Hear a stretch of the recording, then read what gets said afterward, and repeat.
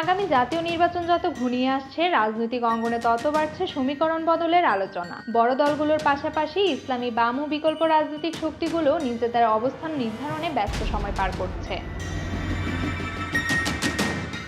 ইতিমধ্যে ইসলামী দলগুলো নতুন করে এক হওয়ার ইঙ্গিত দিয়েছে। জামায়াতে ইসলাম, ইসলামী আন্দোলন বাংলাদেশ, হেফাজতে ইসলাম সহ বেশ কয়েকটি ইসলামী সংগঠন যৌথভাবে নির্বাচনে অংশ নিতে চায় বলে জানা গেছে। এ ধরনের জোট গঠিত হলে ইসলামী ভোট ব্যাংকে একত্র করা সম্ভব বলে মনে করছে সংশ্লিষ্টরা। তবে গণ অধিকার পরিষদ ও ন্যাশনাল কনজারভেটিভ পার্টি এনসিপি কোন দিকে যাবে তা এখনো অনিশ্চিত। গণ অধিকার পরিষদের নেতা নুরুল হক নূর পূর্বে এককভাবে নির্বাচনে যাওয়ার ইঙ্গিত দিয়েছিলেন, কিন্তু বর্তমান বাস্তবতায় তারা বিএনপির সঙ্গে সমঝোতায় যাবে কিনা নাকি ইসলামী শক্তিগুলোর সঙ্গে হাত মেলাবে তা এখনো স্পষ্ট নয়।